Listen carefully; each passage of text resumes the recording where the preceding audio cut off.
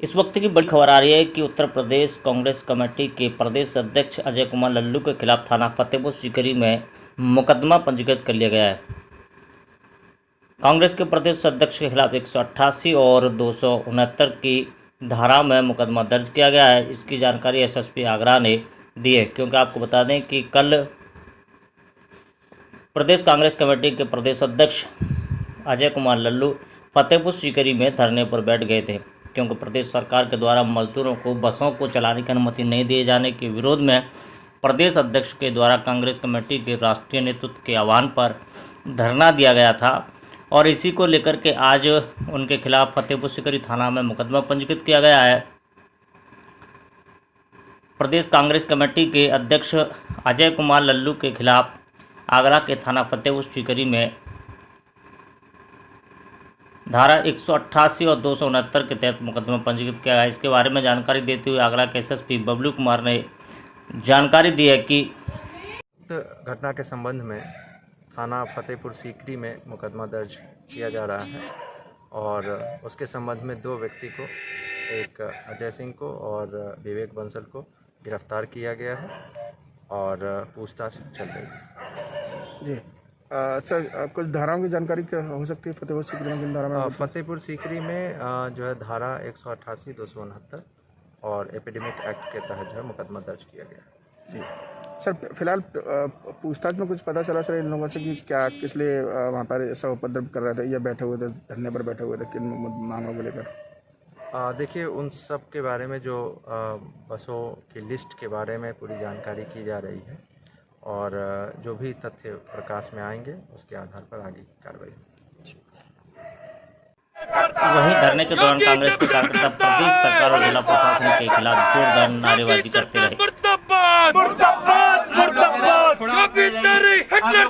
नहीं चलेगी, नहीं चलेगी, योगी तेरी हिटलरशाही नहीं चलेगी, नहीं चलेगी, योगी तेरी हिटलरशाही नहीं चलेगी, नहीं चलेगी, प्रशासन मुर्दाबाद, मुर्दाबाद, मुर्दाबाद, योगी सरकार मुर्दाबाद, मुर्दाबाद, मुर्दाबाद, जो सरकार निकम्मी है वो सरकार बदलनी है, जो सरकार निकम्मी है वो सरकार बदलनी है, योगी मजदूरों की मदद करने दो। फूल सिंह राणा जी इधर आइए जरा।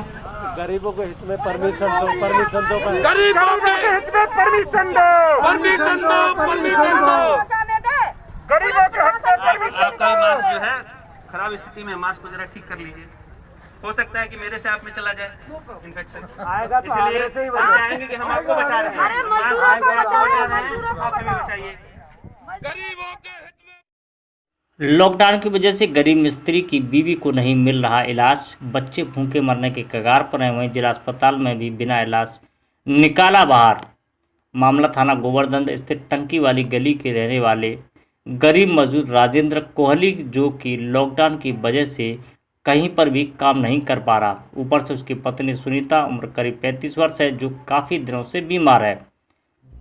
रंगनाथ के साथ साथ किडनी रोग से ग्रस्त है, जिसे राजेंद्र ने गोवर्धन स्थित सरकारी सामुदायिक स्वास्थ्य केंद्र पर दिखाने ले गया, जहां से डॉक्टर ने उसे मथुरा जिला अस्पताल रेफर कर दिया। मथुरा जिला अस्पताल के डॉक्टरों ने जांच के बाद राजेंद्र से उसकी पत्नी को आगरा के लिए लिख दिया। राजेंद्र ने डॉक्टरों से काफ़ी गुहार लगाई कि उसे एम्बुलेंस मुहैया करा दी जाए, पर अस्पताल स्टाफ ने हड़का कर उसकी पत्नी को अस्पताल से बाहर निकाल दिया। आखिर किसी भी जगह गरीब मजदूर को कहीं भी राहत ना मिली, ना ही किसी की जगह इंसानियत। बेचारा गरीब मजदूर पैसे की कमी की वजह से अपनी पत्नी को घर ले आया, जहां उसकी पत्नी सुनीता बीमारी से लड़ रही है। ना ही तो उसे कोई सरकारी मदद मिल पाई है, ना ही कोई समाज सेवा की दुआई देने वाला कोई समाज सेवी उनके हालत जानने तक पहुंचा है। जहां एक और गोवर्धन में समाज सेवी खाना बांटने के नाम पर फोटो खिंचवाने में मशगूल है, पर गरीब राजेंद्र के भूखे मरते बच्चों को कोई भी खाना तक नहीं पहुंचा पा रहा है, जिसके चलते राजेंद्र का परिवार भूखमरी के मजबूर है। इस बारे में जानकारी देते हुए पीड़ित राजेंद्र ने बताया कि आपका राजेंद्र, ये आपकी वाइफ की तबीयत खराब है? हाँ जी सर। क्या हुआ है इनको? इनको साहब मतलब पैरों में उल्टी सूजन चढ़ गई है। अच्छा। और इसके पेट में दर्द है, यहाँ सांस लेने में दिक्कत होती है इसको। तो आपने कहीं दिखाया? हाँ जी दिखाया। कहाँ दिखाया? सरकारी अस्पतालों में दिखाया, गोवर्धन दिखाया, उन्होंने मथुरा रेफर करने की कोशिश की, मथुरा ले गया, मथुरा वाले बोले कि हमको आगरे ले जाओ उसको। मेरे पास इतने पैसे नहीं थे साहब, और ना तो मेरे पास इतनी व्यवस्था। मेरे 3 बच्चे थे, परेशान था मैं, बच्चे को अकेला छोड़ के आया घर, अकेला था मैं, मेरी कोई सुनवाई नहीं करी। मैं उनसे बोला कि आप एम्बुलेंस कर दो, फ़ोन करके नहीं है, आगरे भर्ती हो जाएगी। तो उन्होंने मथुरा वालों ने कह दी सरकारी ने कि हम एम्बुलेंस पे फ़ोन नहीं करेंगे, आप करोगे जब आएगी, इसको निकालो उससे बाहर यहाँ से। काम क्या करते हैं आप? मिस्त्री का।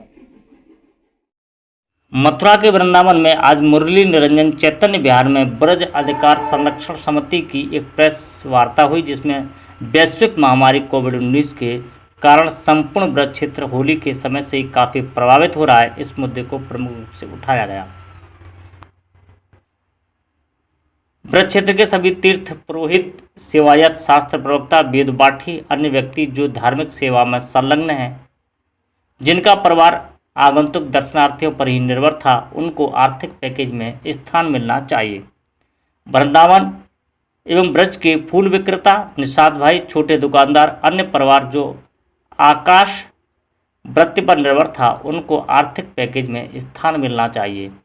सभी टूर और ट्रेवल्स के सदस्य जिनकी आमदनी बाहर से आ रहे पर्यटकों पर थी, उनको आर्थिक पैकेज में स्थान मिलना चाहिए। सभी ब्रज कलाकार जैसे रामलीला करने वाले एवं लोकगीत कलाकार जो ब्रज की परंपराओं का निर्वहन करते हुए ब्रज की संस्कृति को बढ़ा रहे थे, उन्हें सांस्कृतिक विभाग द्वारा आर्थिक भत्ता जीवन यापन हेतु प्रदान करना चाहिए। वृंदावन ब्रज क्षेत्र में सभी आश्रम जहां भक्तों को निःशुल्क आवास दिया जाता है, वहां बिजली बिल, घरेलू शुल्क लेना चाहिए तथा लॉकडाउन के दौरान व्यावसायिक विद्युत बिल शून्य कर देने की मांग की गई। गोवर्धन एवं मथुरा की परिक्रमा में बसे हुए सभी छोटे दुकानदारों को आर्थिक सहयोग प्रदान करें। शिक्षण संस्थानों को बंद की अवधि में अभिभावक को शिक्षा शुल्क से छूट मिलनी चाहिए। पत्रवार्ता के दौरान धर्मरक्षक संघ के सौरभ गौड़, बांके बिहारी मंदिर के सिवाय आनंद वल्लभ गोस्वामी, मुरली निरंजक, निष्काम सेवा ट्रस्ट के आचार्य राजेंद्र जी, हरवंश मिश्रा, संत राजेंद्र, समाजसेवी सुधीर शुक्ला, आचार्य धर्मेंद्र जी, समाजसेवी प्रदीप बनर्जी, राममूर्ति जी, ब्रज अधिकार संरक्षण समिति, आप सभी पत्रकार एवं संपादक को अधिकार संरक्षण समिति की आज प्रेस वार्ता रखी है। इसमें हमने माननीय प्रधानमंत्री जी से 20 लाख करोड़ में जो उन्होंने घोषणा करी है, तो हम चाहते हैं ब्रज के कुछ जो इसमें पीड़ित पक्ष है आर्थिक तौर से, उनको हमारी 7 सूत्री मांग है, उनकी हम मांग करते हैं। उसमें पहली मांग जो है तीर्थ पुरोहित, सेवायत, पांडित कर्म से जुड़े हुए लोग हैं, उनको सरकार की तरफ से राहत मिले।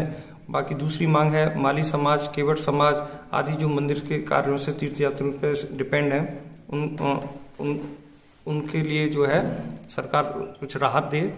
और तीसरा जो है टूर ट्रेवल्स, जो हमारा ब्रज का पूरा तीर्थ यात्रियों पर निर्भर है, वह भी बहुत इस समय आर्थिक संकट में, उनके लिए भी इस पैकेज में कुछ सरकार को घोषणा करनी चाहिए। इसके अलावा जो ब्रज संस्कृति से जुड़े हुए हमारे कलाकार हैं, जो इसमें संगीतज्ञ हैं, अभिनय करने वाले हैं, आदि काफ़ी संगीत कलाकार हैं, उस क्षेत्र के लोगों को भी इसमें हम चाहते हैं कि कुछ सरकार राहत दे।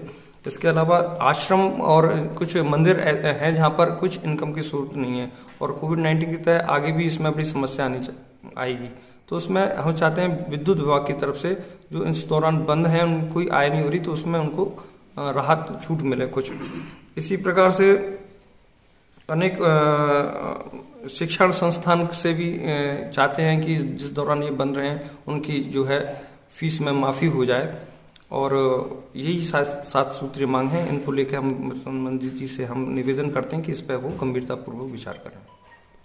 आज जो यहाँ बैठक हुई है, इसका अति महत्वपूर्ण विषय है कि हमारे प्रधानमंत्री जी ने एक विशेष पैकेज की जो घोषणा की है, उसमें हम ब्रजवासियों को अभी बड़ी निराशा हाथ लग रही है कि अब तक ब्रजवासियों के लिए कुछ भी ऊपर से घोषणा में ऐसा नहीं प्रतीत होता कि हम ब्रजवासियों का जो धर्म से जुड़े हुए, धर्म के कार्यों से जुड़े हुए लोग हैं, उनका कुछ भला होने जा रहा हो।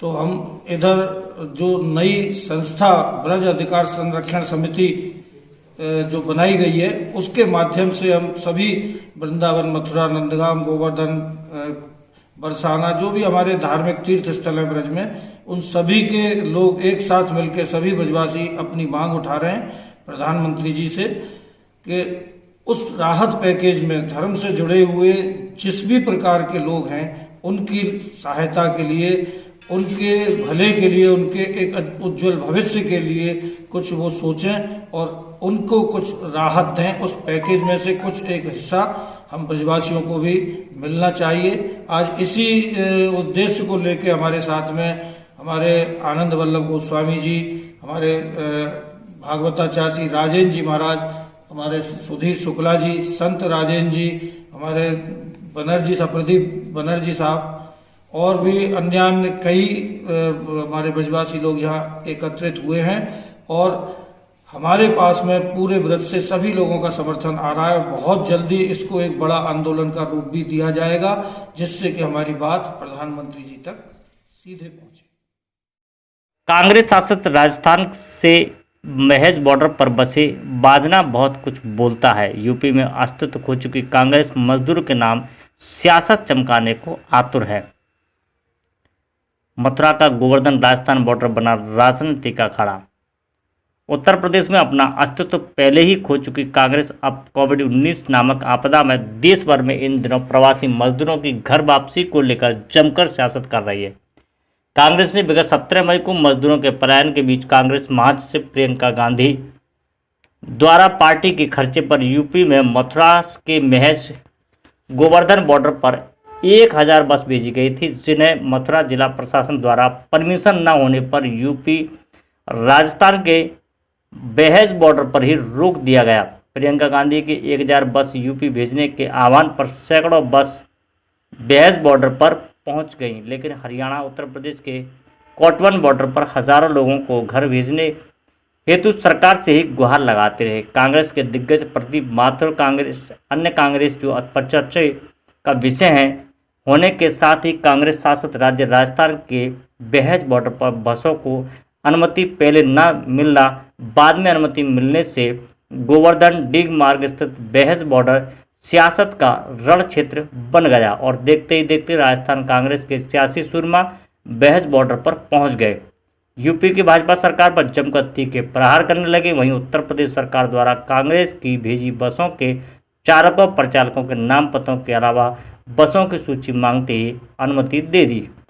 यूपी में बसों को चलाने का शासन आदेश जारी कर दिया। उत्तर प्रदेश में इन बसों को चलवाने का जिम्मा मथुरा के पूर्व विधायक और पूर्व विधान मंडल दल के नेता प्रदीप माथुर को दिया है। मजदूरों को मजबूरी को कांग्रेस ने यूपी में सत्ता में प्रवेश करने और जनाधार बढ़ाने तो एक रणनीति के तहत कामगार मजदूरों को सुगमता से जल्द घर भिजवाने की पहल शुरू करते हुए 1000 बसों को योगी सरकार द्वारा मंजूरी दिए जाने का पत्र लिखा था और यूपी राजस्थान सीमा के मैच पर 500 बसों को भेजने के बाद तेज हुई सियासत को देख योगी सरकार ने नहले पर देला खेलते हुए प्रियंका की 1000 बसों को यूपी में एंट्री की अनुमति तो दे दी, लेकिन सूची उपलब्ध कराने का दायित्व भी दे दिया।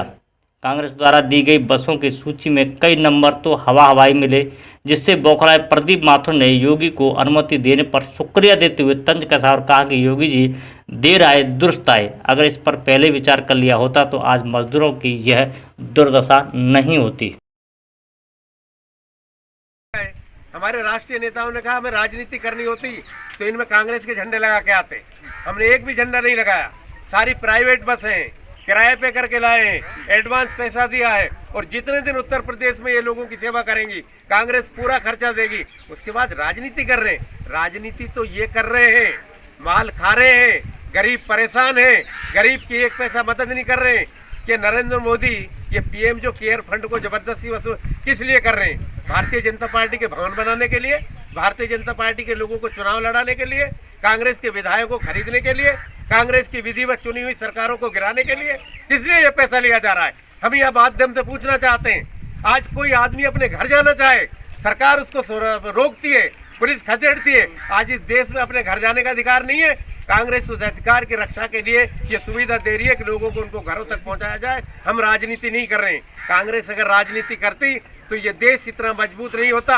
जिस व्यक्ति को अमेरिका, इंग्लैंड वीजा नहीं देते थे, देश के संविधान की शपथ लेके प्रधानमंत्री बनने के बाद लाल कारपेट बिछाए जाते हैं। ये भारत की ताकत है, भारत के प्रजातंत्र की ताकत है, और ये ताकत संविधान और कांग्रेस की दी हुई ताकत है। हमने राजनीति नहीं की, मोदी और योगी राजनीति कर रहे हैं। उनको बताइए, गरीबों को मारे नहीं, राजनीति नहीं करें, मानवता दिखाएं, इंसानियत दिखाएं। एक के बीवी नहीं है, एक ने शादी नहीं की, कह रहे स्वामी है। अरे तो कुछ तो मानवता दिखाओ, मंदिरों पे कब्जा करके बैठे, कुछ भगवान का कर्तव्य तो निभाओ। ऑल इंडिया कांग्रेस कमेटी की जो प्रभारी महासचिव हैं यूपी की श्रीमती प्रियंका गांधी, उनके इनिशिएट पर 500 बसेस जो लगाई जा रही हैं, और उसमें उन्होंने मांग की है कि यूपी सरकार अनुमति दे और मानवता के आधार पर जो माइग्रेंट लेबर है जो 500 किलोमीटर 1000 किलोमीटर चल के पैदल आ रही है, जिस तरह से राजस्थान सरकार ने एक व्यवस्था की, हर जगह कैंप लगा दिए, वहाँ खाने की व्यवस्था, पानी की व्यवस्था, बसेज हैं, हर एसडीएम जो है हेडक्वार्टर के आसपास बसेस की व्यवस्था है। कोई भी पैदल चलता हुआ आदमी दिखाई दे तो उस बसेस में बैठाओ और गंतव्य स्थान तक, बॉर्डर तक उसको ले जाओ। और करीब करीब आप देखिए पिछले 1 महीने के दौरान अगर हम देखें, हमारे यहाँ से इस राजस्थान का जो बॉर्डर है रारा से ऊंचा नगला से करीब 60 से 70 हज़ार लोगों को हमने पास किया है भरतपुर जिला प्रशासन के माध्यम से। अब ये पहल कांग्रेस पार्टी ने की कि हम मानवीय आधार पर इन लोगों की मदद करना चाहते हैं। यूपी के मुख्यमंत्री और उनकी सरकार ये परमिशन नहीं दे रही है इन बसेस को।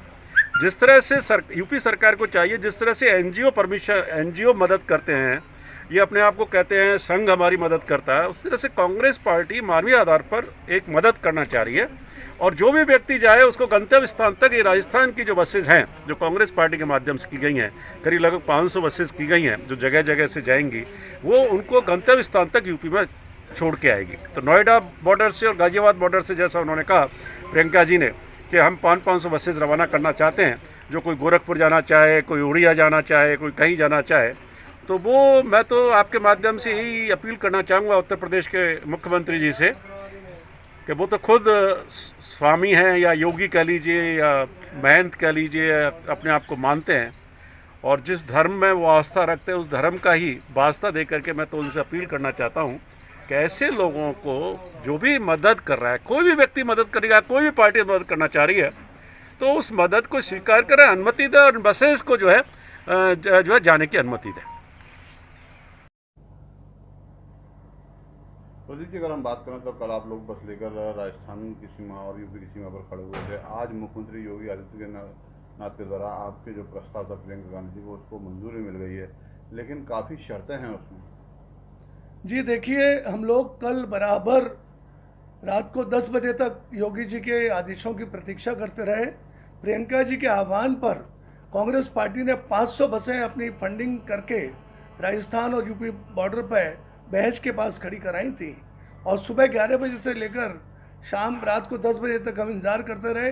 परंतु अब योगी जी ने अनुमति दी है, देर आए दुरुस्त आए, और ये पलायित कर रहे मजदूर जो हज़ारों की संख्या में उत्तर प्रदेश से गुजर रहे हैं, बड़ी दयनीय स्थिति में, ना उनके पास पैरों में चप्पल है, ना खाने को भोजन है, ना पैसे हैं, उनको ये 1000 बसें एक लाभ देंगी और एक कोरम इनका काम करेंगी उनकी मदद करने के लिए। प्रदीप जी, अगर बात करें तो मजदूर जितने थे 24 घंटे से ज़्यादा का समय बीत चुका है, ज़्यादातर मजदूर पलायन कर गए हैं, अपने अपने गंतव्य तक पहुंच गए हैं, भीड़ काफ़ी कम हो चुकी है, ऐसे में अनुमति मिलना? देखिए, अनुमति तो योगी जी की सरकार पिछले 1.5 महीने से सो रही थी, और प्रियंका गांधी जी पिछले 10 दिन पहले उन्होंने चिट्ठी लिखी थी। इस 10 दिन में यदि हज़ारों मजदूर निकल गए, यदि योगी जी और प्रधानमंत्री जब पीएम केयर फंड में पैसा सबसे मांग सकते हैं, तो प्रमुख विपक्षी दल से सहयोग क्यों नहीं ले सकते? इनको ये परमिशन पहले देनी चाहिए थी, परंतु ऐसा नहीं है। आप गाजियाबाद उत्तर प्रदेश बॉर्डर पे देखिए, हज़ारों मजदूर वहाँ खड़ा हुआ है। आप आज सुबह देखते हरियाणा यूपी बॉर्डर पे कोट 1 पे कम से कम 5000 मजदूर था। मजदूर रोज़ आ रहा है और जा रहा है। आज भी सुबह मुझे कलेक्टर मथुरा से कहना पड़ा, प्रमुख सचिव मुख्यमंत्री श्री एसपी गोयल से बात करनी पड़ी, अवनीश अवस्थी जी को फ़ोन मिलाना पड़ा, तब वहाँ बसें पहुँची हैं यूपी रोडवेज़ की। और इसका श्रेय भी मैं प्रियंका गांधी जी को दूंगा कि योगी जी कुंभकर्णी नींद से जागे तो सही, उन्होंने बसें भेजी तो सही, और उसके बाद उत्तर मथुरा बॉर्डर से, हरियाणा बॉर्डर से 37 यूपी रोडवेज की बसें उन पलायित कर रहे मजदूरों को लेके गई हैं। बताइए, अगर हम बात करें तो मुख्यमंत्री जी ने कहा है कि प्रमुख सचिव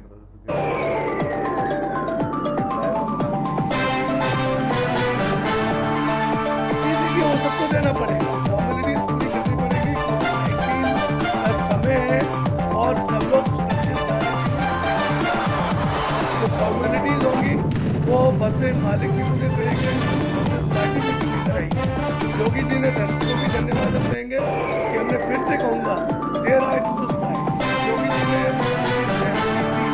उन्होंने उनके अंत्यकरण मन में माना कि जब सबका सहयोग लिया है कांग्रेस का सहयोग लेने में क्या आपत्ति है।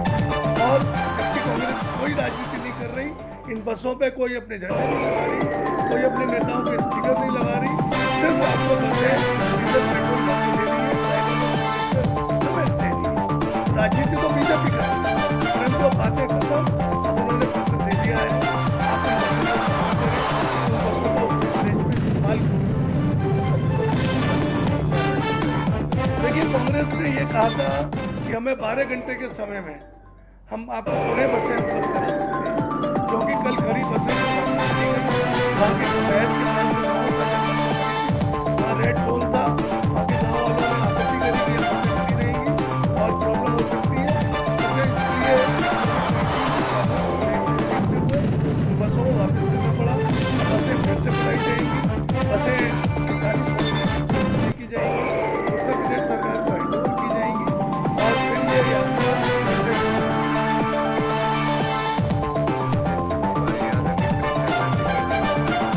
जब देखा कि सड़कों पे गाजियाबाद के आसपास, नोएडा के आसपास ये जो आगरा वाला रोड है, मथुरा मुरादाबाद वाला रोड है, उसमें देखा कि हजारों की संख्या में मजदूर पैदल जा रहे हैं, बच्चों को लगे हुए कई सीन तो ऐसे थे बच्चे बैठे जा रहे हैं, साइकिलों पे जा रहे हैं। तो ये देख कर उत्तर प्रदेश में लोग पैदल घूम रहे हैं। उन्होंने आदरणीय मुख्यमंत्री उत्तर प्रदेश के योगी जी को एक पत्र लिखा कि हम कांग्रेस पार्टी की तरफ से आपको 1000 बस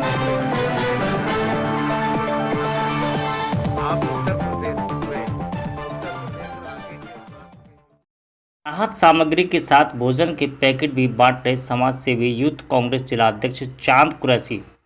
अलग अलग क्षेत्रों की जिम्मेदारी संभाली। कोरोना वायरस की रोकथाम को लेकर लॉकडाउन में जरूरतमंदों को राहत सामग्री के पैकेट वितरण किए।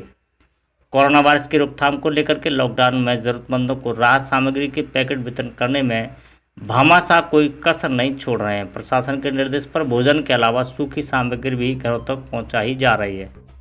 इसी तरह नई आबादी रोड स्थित अब्बास नगर, दुर्गेश नगर द्वारा जरूरतमंदों को गत 10 दिनों से प्रतिदिन राशन खाद्य सामग्री के किट उपलब्ध कराए जा रहे हैं। इस कार्य में युवा यूथ कांग्रेस जिला अध्यक्ष चांद कुरैशी, मनीष जैन समेत पूरी टीम जुटी हुई है। अब तक साधना केंद्र द्वारा 4000 पैकेट खाद्य सामग्री के वितरित किए जा चुके हैं। वहीं 9000 राशन सामग्री किट भी बांट चुके हैं। इसी तरह पॉपुलर फ्रंट पाली की ओर से शहर के कच्ची बस्तियों में रहने वाले मजदूर और बेसहारा को भोजन के पैकेट वितरित किए गए हैं। आपका नाम क्या है? मेरा नाम चांद कुरैशी है।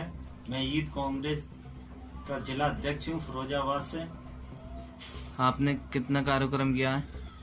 मैंने आज नई आबादी और शहर में 2-3 बाटों में मास्क बांटने का काम किया है और जो लोग ज़रूरतमंद हैं उनकी यूथ कांग्रेस मदद कर रही है। चाहे वो राशन की बात हो, पके हुए खाने की बात हो। जो लोग प्रदेश से 500-1000 किलोमीटर चल के आ रहे हैं उनको खाने की व्यवस्था यूथ कांग्रेस पूरी तरीके से करा रही है और पूरे प्रदेश में यूथ कांग्रेस अपनी मजबूती से लोगों की, गरीबों की मदद कर रही है। चाहे वो लोगों को प्रदेश में पहुंचाने की बात हो, चाहे उनको खाने की बात हो, हर तरीके से कांग्रेस पार्टी अपनी जिम्मेदारी को निभा रही है। और प्रियंका गांधी जी के निर्देश पर जो गरीब परेशान लोग हैं, जो एक दूसरे प्रदेश में फंसे हुए हैं, उनको से संपर्क करके यूथ कांग्रेस उनको अपने निवास पर पहुंचा रही है। और भारतीय युवा कांग्रेस के राष्ट्रीय अध्यक्ष आदरणीय श्रीनिवास जी और यूपी के प्रभारी हेमंत ओगले जी और पश्चिमी उत्तर प्रदेश के प्रदेश अध्यक्ष आदरणीय ओमवीर यादव जी के निर्देश पर भारतीय युवा कांग्रेस हर तरीके से अपने काम में लगी हुई है। खाने की बात हो या राशन की बात हो या मार्क्स की बात हो, हर तरीके से यूथ कांग्रेस मेहनत कर रही है। जय हिंद, जय भारत, जय कांग्रेस। जनपद आगरा के थाना डौकी में समाज सेवियों ने किया सैनिटाइज वितरण। थाना डौकी में आज समाज सेवी जिला पंचायत सदस्य राम सेवक सेठ ने कोरोना वायरस संक्रमण रोग जैसी भयंकर बीमारी के कारण आज थाना डौकी में 100 सैनिटाइज वितरण कराए, जिससे थाना प्रभारी प्रदीप कुमार ने समाज सेवियों के कार्य को देखते हुए बहुत धन्यवाद किया और थाना प्रभारी प्रदीप कुमार ने लॉकडाउन के नियमों के पालन करने के लिए कहा। सैनिटाइज वितरण उपस्थित में मनीष कुमार, नितिन, वीरेंद्र, अमित कुमार, आनंद कुमार सहित कई कार्यकर्ता मौजूद थे।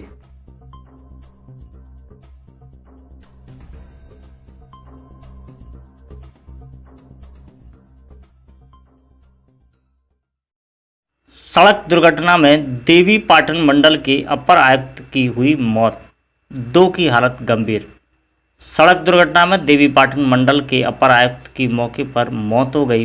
पति व चालक गंभीर रूप से घायल हो गए। मौके पर पहुंची पुलिस ने शव को कब्जे में लेकर पोस्टमार्टम के लिए भेज दिया है, जबकि घायलों को CSC कोना में भर्ती कराया गया है। देवीपाटन मंडल की अपर आयुक्त किरण मिश्रा अपने पति भरत कुमार मिश्रा राष्ट्रीय स्वतः रोजगार आजीविका मिशन से मिलने श्रावस्ती जनपद के जिला मुख्यालय भिनगा आई हुई थी। मंगलवार दोपहर मिश्रा अपने बोलेरो अपने गृह जनपद अमेठी जा रहे थे, तभी थाना क्षेत्र कोना के मोहनीपुर प्रयागपुर मार्ग पर मदारा गांव के प्राथमिक विद्यालय के पास एक साइकिल सवार को बचाने के चक्कर में उनकी बोलेरो अनियंत्रित होकर लगभग 20 फीट नीचे गहरी खाई में पलट गई, जिसमें अपर आयुक्त गोंडा की मौके पर ही मौत हो गई, जबकि उनके पति भरत कुमार मिश्रा, चालक महेश यादव, अमरका यादव निवासी टंडवा बनकटा भिनगा और गंभीर रूप से घायल हो गए। घटना की सूचना मिलते ही मौके पर पहुंचे कोना पुलिस ने शव को पोस्टमार्टम के लिए भेज दिया है। पुलिस ने घायलों को सामुदायिक स्वास्थ्य केंद्र कोना में भर्ती कराया है, जहां चिकित्सकों ने चालक की हालत नाजुक देखते हुए जिला अस्पताल के लिए रेफर कर दिया है। घटना की सूचना पाकर DM Yesu Rastogi, SP Anoop Kumar Singh, SDM कोना राजेश मिश्रा, CO कोना तारकेश्वर पांडे सहित पुलिस विभाग के सभी अधिकारी CSC पहुंच गए हैं।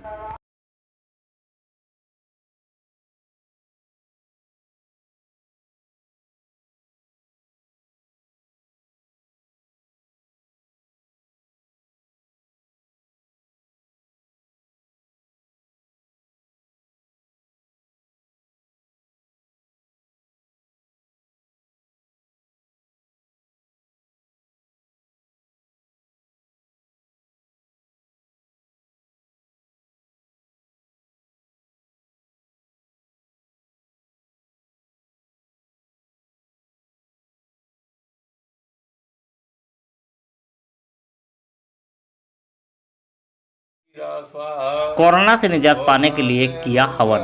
कोरोना को खत्म करने के लिए हनुमान जी से लगाई प्रार्थना। कोरोना बीमारी को खत्म करने के लिए चौमुखी पंचमुखी हनुमान जी से महंत राम किशोर दास शास्त्री ने की प्रार्थना, लगाई अर्जी। मंगलवार के दिन पंचमुखी हनुमान मंदिर पर महंत राम किशोर दास शास्त्री द्वारा अकेले सुंदरकांड का पाठ किया गया, हवन किया गया। हवन में वेद की चारों से मंत्र पढ़कर हवन किया गया। हवन में रोगनाशक मंत्रों का उपयोग किया गया। सुंदरकांड के बाद हनुमान जी से अर्जी लगाई। अर्जी में देश में फैली बीमारी को खत्म करने की मन्नत मांगी। महंत रामकिशोर दास शास्त्री ने अकेले ही हवन किया व अकेले ही उन्होंने सुंदरकांड का पाठ किया। महंत का मानना है कि कलयुग के प्रधान देवता हनुमान जी हैं। हनुमान जी देश की रक्षा करेंगे। उम्मीद है कि कोरोना वायरस नामक बीमारी शीघ्र ही खत्म हो जाएगी। प्रदेश की योगी सरकार ने कर्मचारियों के भत्ते खत्म कर कोरोना योद्धाओं का अपमान किया। 19 मई को प्रदेश नेतृत्व के आह्वान पर उत्तर प्रदेश स्थानीय निकाय कर्मचारी महासंघ के नगर निगम के सभी संवर्गों के स्थायी कर्मचारियों ने वार्डों में नगर प्रतिकर भत्ता सहित 6 अन्य भत्तों को हमेशा के लिए खत्म करने के विरोध में काला फीता बांधकर विरोध प्रदर्शन कर आंदोलन कर कर्मचारियों ने आज अपना आक्रोश व्यक्त किया। उत्तर प्रदेश स्थानीय निकाय कर्मचारी महासंघ आगरा के संरक्षक हरिबाबू वाल्मीकि ने बताया कि कर्मचारी आज इतने आक्रोशित थे कि सभी कर्मचारी उत्तर प्रदेश सरकार के खिलाफ मुर्दाबाद के नारे लगाकर कह रहे थे कि जब तक हमारे सभी भत्ते सरकार बहाल नहीं करती तब तक महासंघ के प्रदेश नेतृत्व का जो भी आंदोलन का आह्वान करेगा आगरा इकाई उसको 100% उस आंदोलन में अपनी भागीदारी सुनिश्चित करेगी। कर्मचारी सामाजिक दूरी का पालन करते हुए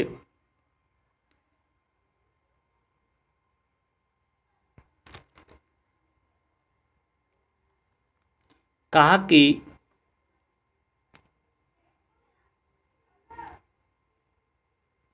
कोविड-19 की आड़ में कर्मचारियों को लूटने का काम करना बंद करना चाहिए। सरकार महंगाई तो रोक नहीं पाई, महंगाई भत्ता क्यों रोक रही है? सरकार को 20 लाख करोड़ के राहत पैकेज में कोरोना जैसी खतरनाक महामारी से लड़ने वाले कोरोना योद्धाओं को प्रति माह कोरोना योद्धा सभी कर्मचारियों को 10,000 रुपये प्रोत्साहन राशि देकर सम्मानित करना चाहिए, क्योंकि जब से लॉकडाउन शुरू हुआ है महंगाई चरम पर पहुंच गई और कर्मचारी 15 से 16 घंटे लगातार भूखा प्यासा रहकर काम कर रहा है। विरोध प्रदर्शन में विनोद इलाहाबादी, राजकुमार विद्यार्थी, हरिबाबू वाल्मीकि, रोहित लमानिया, बॉबी नरवार, चौधरी धर्मराज सहित बड़ी संख्या में कर्मचारी उपस्थित थे। हाँ जी, नाम बताएं अपना। मेरा नाम विनोद इलाहाबादी है, प्रदेश उपाध्यक्ष उत्तर प्रदेश स्थानीय निकाय कर्मचारी महासंघ आगरा। जी, आज जो आपने ये प्रोग्राम किया, क्या इसकी मुख्य भूमिकाएं हैं? ऐसा है, उत्तर प्रदेश सरकार ने जो हमारे कर्मचारियों के नगर प्रतिकर भत्ता सहित 6 अन्य भत्तों पर जो पहले सीज किए थे, सीज करने के विरोध में हमने 1 मई को मोमबत्ती जलाकर विरोध प्रदर्शन किया था। उसके उपरांत इस सरकार ने उन सभी भत्तों को खत्म कर दिया। उसके विरोध में यहाँ पर प्रदेश नेतृत्व के आह्वान पर, वैसे तो पूरी भारत में ही विरोध प्रदर्शन हुआ है, मगर हमारे उत्तर प्रदेश के नेतृत्व के आह्वान पर यहाँ पर हमने काला फीता बांधकर विरोध प्रदर्शन किया है।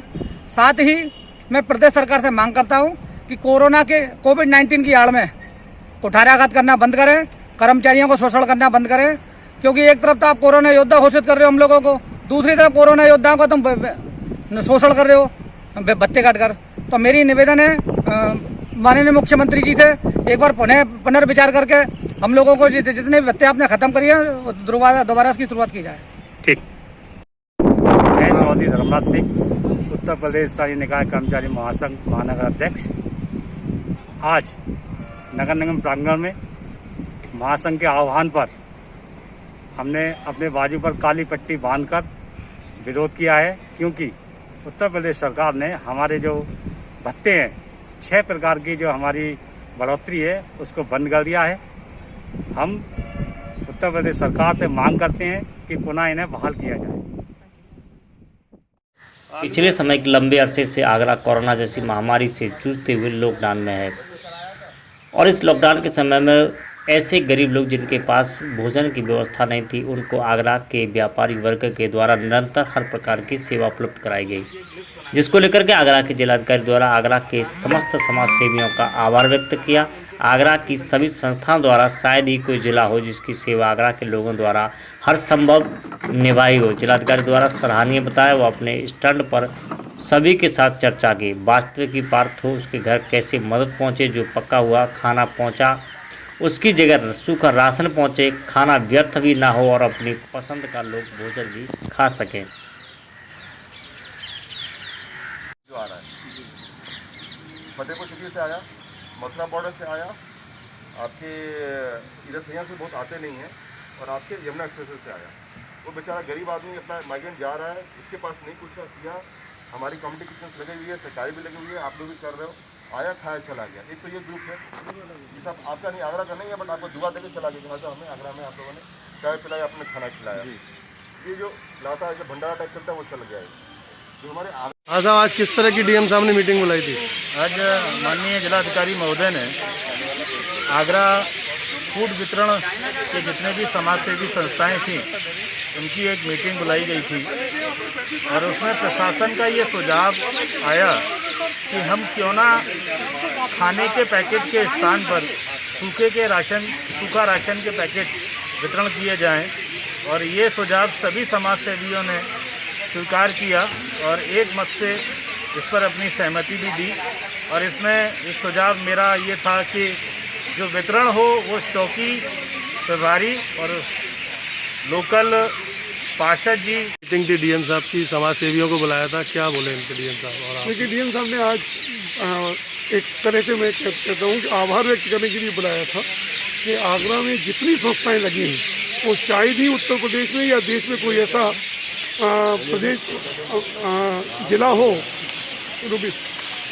शायद ही कोई ऐसा जिला हो बोलो शायद ही कोई ऐसा जिला हो जितनी आगरा के लोगों ने इस सेवा में जो अपनी एक भूमिका निभाई है और वाकई सराहनीय है।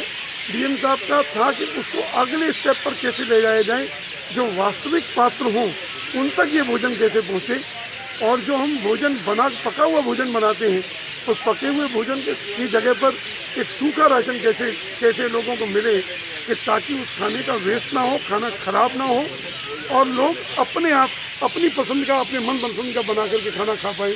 ये अगले चरण में सेवा को के रूप को बदलने के लिए आज बैठक की गई। योगी सरकार के द्वारा मजदूरों के खाते में 500 रुपये देने की घोषणा क्या की कि लोगों ने 500 रुपये के लिए तपतपाती धूप में लॉकडाउन के नियमों को भी ताक पर रख दिया है। सिर्फ खाते में 500 रुपये के लिए तपतपाती धूप में लोग लगे बैंकों की कतारों में। देखें संवाददाता और इसमें भी इस बार आगरा की जनता को किसी तरीके की छूट नहीं दी गई है। इस बार हम ओरिएंटल बैंक पर हैं जो धनौली शाखा में है। जैसे कि आप देख रहे हैं तमाम महिलाएं जो बैठी हुई हैं, इनका बैठने का एक ही राज है कि ये लोग अपने खाते में प्रधानमंत्री जी की तरफ से जो 500 रुपये डाले गए हैं जनधन खाते में, इसको लेकर तमाम महिलाएं बैठी हुई हैं और देख रही हैं कि इस बार भी हमें कुछ प्रधानमंत्री की तरफ से कुछ मिला है या नहीं मिला। इसीलिए तमाम जो लोग हैं वो भी लोग आए हैं अपने खाता देखने के लिए कि किस तरीके की जो इस बार जनता को तो कोई छूट दी नहीं गई है, लेकिन जो महिलाएं हैं वो अपने जो गुजर बसर जो उनका चल रहा है इसको लेकर जो तमाम महिलाएं हैं उनसे जानेंगे किस तरीके की आप बैंक में आई हैं और लाइन लगा के कितने बजे से बैठी हुई हैं। क्या नाम है आपका? रेशमा जी, आप बैंक में आए हो, किसके लिए आए हो? 500 रुपए दिए हैं वो लेने आए। क्या पहले भी कभी आए हैं 500 रुपए? हाँ पहले भी आए। हाँ, तो जैसे इन्होंने कहा है कि पहले भी हमारे बैंक में 500 रुपए आए हैं, तो इस बार फिर नरेंद्र मोदी की तरफ से 500 रुपए डाले गए हैं। और भी लोग हमारे साथ जो बुजुर्ग लोग हैं उनसे भी जानेंगे, वो सुबह से बैठे हैं अपने धूप में बैठे हैं, देखते हैं उनसे भी जानेंगे किस तरीके की। क्या नाम है बाबू जी आपका? मेरा पूरन है बाबू जी। पूरन जी, आपके पहले कभी खाते पैसे आए हैं? तो इस बार फिर प्रधानमंत्री की तरफ से जो योजना आई है इस बार फिर आए हैं क्या पैसे? आए हैं। तो जैसे कि कहा है कि इस बार फिर पैसे डाले गए हैं प्रधानमंत्री की तरफ से और बैंक खुलने में अभी थोड़ा समय है, इसलिए लोग बैठे हुए हैं बैंक पर ही और देख रहे हैं कब खुलेंगे और कब हम अपना खाता चेक करेंगे और किसके खाते में पैसे आते हैं किसके खाते में नहीं आते हैं। फिलहाल मैं आगरा में लॉकडाउन 4 के चौथे चरण में किस प्रकार की आगरा की व्यवस्था, इसे देखने के लिए आज हमारे संवाददाता मनोज पारासर ने पूरे आगरा का जायजा लिया और अपनी रिपोर्ट दी। देखें मनोज पारासर की ये खास रिपोर्ट। ये चौथे चरण का लॉकडाउन जो है इस स्थिति में आपको देखने के लिए मिल रहा है। चौथे लॉकडाउन का दूसरा दिन हम आज यहाँ आगरा कैंट पर स्थित हैं। यहाँ आप देखिए किस प्रकार से सन्नाटा पिछड़ा हुआ है, किसी प्रकार की कोई गतिविधि नहीं है।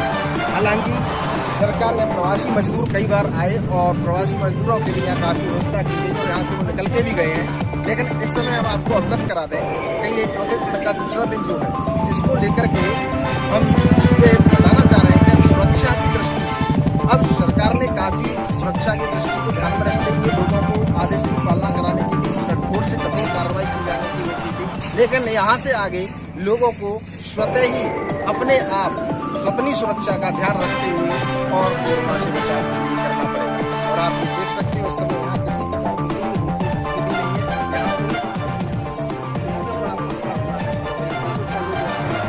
किसी इस प्रकार से ये चौथे चरण के दूसरे लॉकडाउन का जो दिन है इसको देखने के लिए आप देख सकते हो किसी प्रकार की कोई गतिविधि यहाँ पर नहीं हो रही है। लोगों को स्वयं ही अपनी सुरक्षा के लिए उपाय ढूंढने पड़े। News India